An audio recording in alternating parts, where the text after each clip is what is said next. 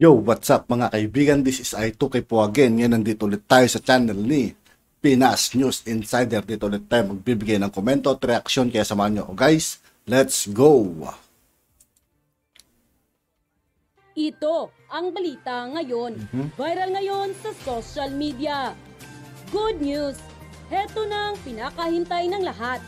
Matapos ang samut-saring diskusyonan ng DepEd sa panunungkulan ng Secretary na si Vice President Inday Sara Duterte Carpio, ay tila sa wakas ay magkakaroon na ng sagutan ang di umano'y pagbuwag sa K-12 program. Alinsunod sa ipinangako noon ng kaupo lamang na DepEd Secretary na si Inday Sara Duterte Carpio, 6 na buwan nang nakakalipas. Pero bago ang lahat, kung bago ka pa lamang Sa lahat ng di pa nakasubscribe kay Pinas News Insider mga kaibigan, mag-subscribe na po tayo at huwag nyo rin pong kalimutan mag-subscribe dito sa akin channel. sa aming channel, please huwag kalimutang mag-subscribe at i-click ang notification bell para mas maging updated pa kayo lalo sa lahat pa ng bagong video na i-upload namin. At ito na nga mga kababayan, noong araw ng January 10, 2023, kinumpirma ng Palasyong Malacanang na nakaribisa na ang programang K-12 na pinirmahan noon ng dating presidente na si Ninoy Aquino.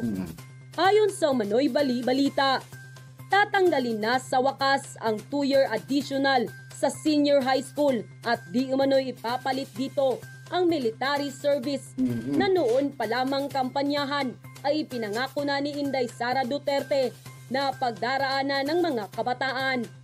Mas naging matunog pa ang nasabing balita nang kumpirmahin mismo ng tagapagsalita ng Palasyong Malacanang na ang tema sa darating na January 30 kung saan ay magsasalita si Inday Sara Duterte ay may kinalaman sa pagiging makabayan ng maraming kabataan.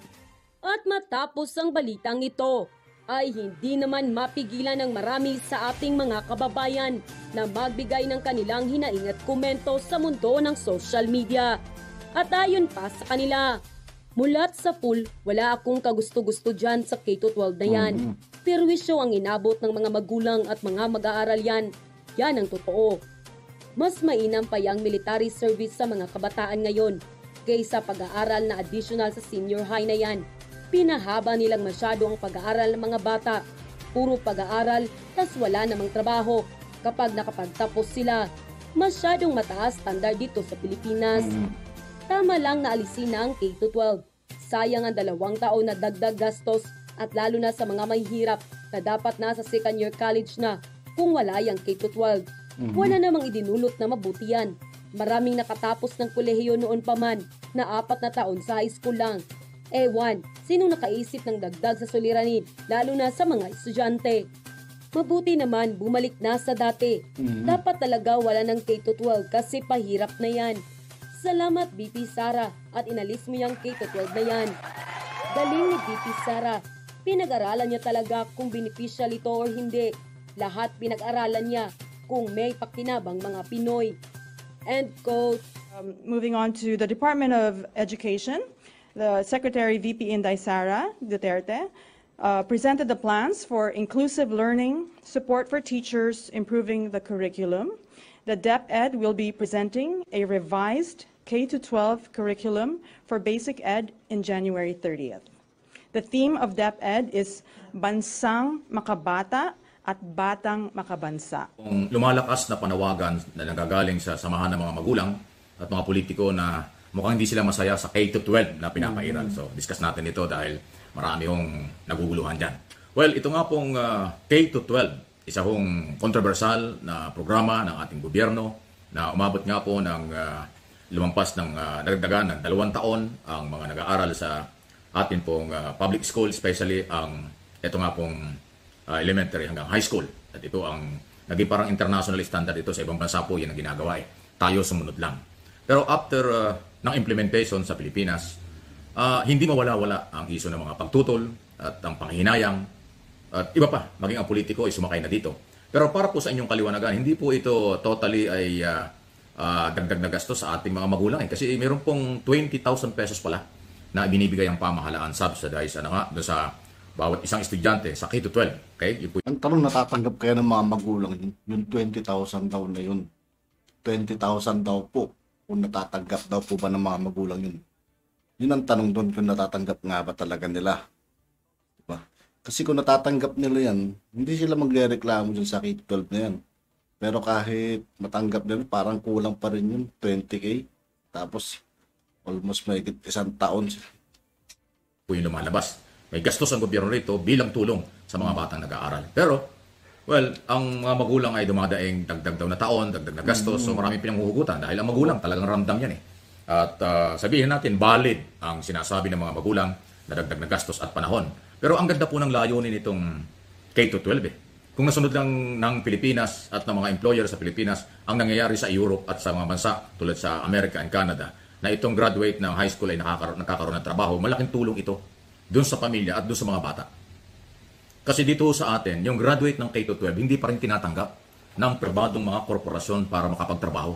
Nananatiling college graduate ang hinahanap ng mga employer. At yun po yung mukhang hindi nasabihan o hindi nakumbinsi ng ating gobyerno na ang K-12 ito ang layunin para matulungan na makagkatrabaho ang kabataan at kung sila gustong mag-aral sa kolehiyo, matulungan ang kailang sarili at pamilya. Okay? Eh hindi po nangyayari yon. Kaya kahit graduate ka ng K-12, eh hindi ka pa rin makapasok, hindi ka pa rin qualified sa mataas na hinihiling requirements ng mga employer na dapat nga ay college graduate. So isang malaking problema yan. Alam nyo, hindi talaga kasi ganun kadaling i-apply sa Pilipinas ang K-12 kasi dito sa atin, kultura ng Pilipino, ang mga magulang nagpapaaral ng mga anak mula elementary, high school hanggang kolehiyo. Yan ang ginagawa ng mga magulang. Kaya parang naging obligasyon natin, elementary hanggang high school pag-aralin ng mga anak. Sa ibang mga bansa po hindi ganoon.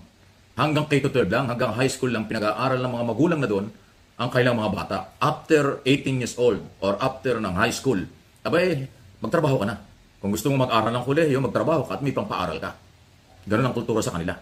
Kaya, after ng high school, tinatanggap ng mga yan na magtrabaho doon sa kailang bansa ng mga employer dahil qualified na nga at higit sa lahat, tinutulungan din nilang magkatrabaho ang kabataan at makapag-aral sa kolehiyo kung gusto mag-aral. Kasi hindi po obligasyon ng mga magulang sa malalaking mga bansa na magpaaral ng mga anak hanggang kolehiyo. Doon pa lang ang laki ng pagkakaiba. Di ba? Eh dito sa atin, ipinatupad ang batas na ito na mukhang wala yatang malalim na coordination sa mga employer, sa business community, na bigyan ng pagkakataon ang graduate ng K-12 na makapagtrabaho na para naman kumita, makatulong sa pamilya at kung gusto mag-aral sa kolehiyo, at least may income na sila kung hindi kayang pag-aralin ng mga magulang sa hirap ng buhay, at least kung may kita na, pwedeng mag-aral sa kolehiyo. Yun po yung malaking pagkakaiba. Ngayon, big challenge ito, bagong administration under President Marcos Jr. at under Vice President Sara Duterte at siya pa rin Secretary ng Department of Education. Before nag-resume siya, sabi niya aaralin itong isyong ito dahil nakakarating din sa Vice President o kahit nang siya pa yung Mayor ng Davao, Sara Duterte, na talagang may mga reklamo. Dahil hindi nga ho nakakapagtrabaho yung graduate ng K-12. Sabi niya aaralin pero mukhang wala na sa panahon kasi tuloy na ang opening ng school year nga 2022-2023 this coming August. Next month na yun eh. So malamang tuloy-tuloy pa rin ang K-12. So siguro hindi masama na palakasin pa ng mga magulang ang kailang posisyon kung talagang lehitimong tumututol. At ang mga politiko naman ay gumawa ng mga batas, lalo ng mga senador, congressman, kung paano ayusin ito. Para naman ho hindi nasasayang ang panahon. So kailangan dito malawak na coordination ng national government, executive department, ng mga samahan ng mga magulang, at saka ho ng siguro ng mga employer na siyang dapat tumatanggap ng trabaho sa mga graduate niya ng K-12. So pag hindi ho inayos ito, medyo mahihirapan talaga ang ating mga kabataan. Maganda ang layunin pero yung implementation, nagkaroon ng problema.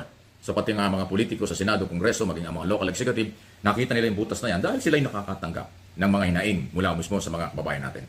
So kayo po, mga kababayan dito at sa abroad, especially ang mga OFW na nagpapaaral ng kapatid o ng mga anak, yan ang maraming tumututol sa akin pong nababasa sa mga nag-PPM at nag-chat sa aking channel at dito sa aking social media. Kaya kung akin tinatalakay ito, isang national, isang hindi pangkaraniwang issue kaya dapat natin ipaliwanag. Kasi mayroon hong mga basihan, may punto na dapat ay liwanagin. Pero ganun pa man, dahil bago itong ating administration, kulang siguro sa panahon para ngayon taong ito ay mabago. Maaring sa susunod na taon, kung magiging malakas at makukumbinsi ang pamahalaang baguhin, may pag-asa pa. Okay? Kaya yung mga tumututol dito ay gumawa kayo ng paraan, ng legal na paraan. At ngayong panahong ito ay sakripisyo ulit. Dagdag na ng gastos o panahon ang ating ipagkakaloob sa kabataan. So, isa hong issue na huwag nating ibaliwala. Malayo sa issue ng politika ito, pero ito yung kinabukasan ng kabataan, kinabukasan ng mga magulang, at yun pong panahon ang kalaban dito. Kaya kailangan din huwag ibabaliwala. So, ang inyong mga comment, reaksyon, pananaw tungkol dito ay welcome po sa channel na ito. Magtulungan tayo sa pagkakalat ng impormasyon at mga komento na katanggap-tanggap ng mga nakakabasa at nakakapanood. Okay? Maraming pong salamat. At yun na nga mga At yun nga po mga kaibigan, dito po nagtatapos ang ating reaction video. Muli ako po si I2K ng Sundalo ng Dunggalo at 811. Maraming salamat sa patuloy na pagsuporta. Yeah, peace out.